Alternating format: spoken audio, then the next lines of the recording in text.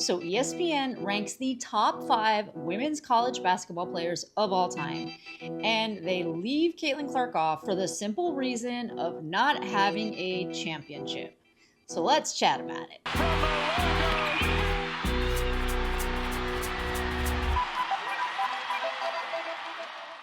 So in ESPN's ranking of the top 5 women's college basketball players of all time, they do leave Caitlin Clark out for the simple reason of not having a championship ring. And here's that clip. So here's the thing. Love Caitlin. Love how she's transcended the game. I'm not going to go away from that. But in the open, we said, what makes a top 5 player?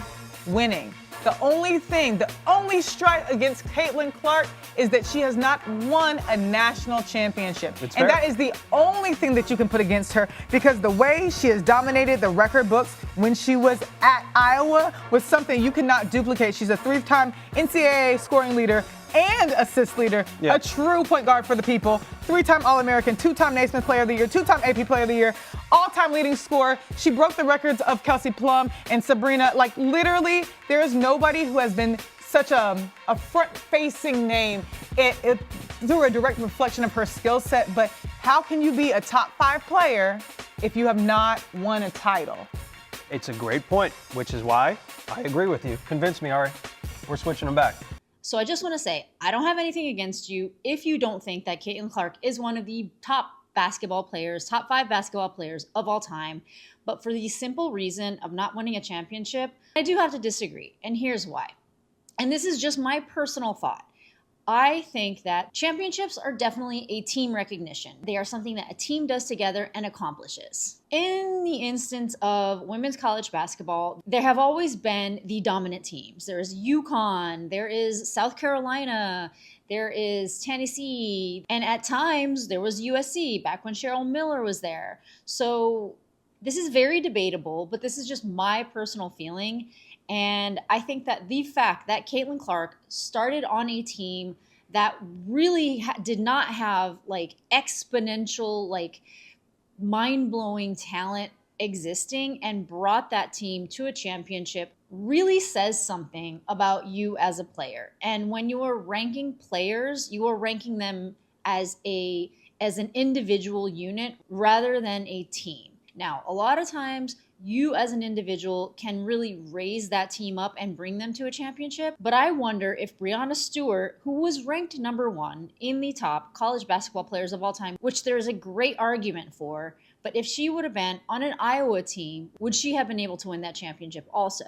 And Breanna Stewart is very interesting to talk about because I have been watching Unrivaled, a league that she co-founded with Nafisa Collier, and they did not have the opportunity to put themselves on what you would call a blue blood team, and they were kind of randomly placed together by the current coaches of the Unrivaled team now.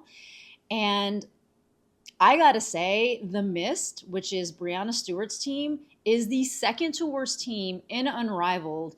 And Breanna Stewart, with her talent, with her just winning a championship WNBA ring on the Liberty, did not raise that team to any high level in Unrivaled herself. I myself have always had a little bit of a problem with ranking players based on having a ring because it doesn't give everybody the same individual recognition for their talents. And if you are not recruited to a team that, we can call it blue blood team, that doesn't have all the facilities, that doesn't have all the coaching staff, the things that bring teams to higher levels and create a little bit of like an unbalanced playing field, like per team, I basically just see it as a bit of an unfair way just to rank a player's potential. Listen, I do understand if that is how you rank your individual best basketball players based on their championships, and this is only taking into consideration college basketball players. I just happen to fundamentally disagree with this particular theory that you have to have a ring to be the best, especially in such a developmental phase of your life as college, from the time you are 18 to the time you are 22. But I do find it interesting that they do tout off all her accomplishments records that have not been broken by anybody else, and they still cannot consider her in the top 5 best category. And their ranking is that Breanna Stewart is the number 1 best college basketball player of all time. The number 2 best basketball player is Candace Parker, and then they have Diana Taurasi, and then they have Maya Moore, and then in that 5th slot, they slot in Cheryl Miller. And this is great company to be in, for sure. And if you think that these players are better than Caitlin Clark, like, I don't have anything against that aspect of it. I'm just not obsessed with the argument, especially for somebody who went to a team like Iowa, who did not have, championship experience, who did not have stars around her. And it is undeniable that there is one player that brought Iowa to the championship that raised everybody else up around her, and their name is Caitlin Clark.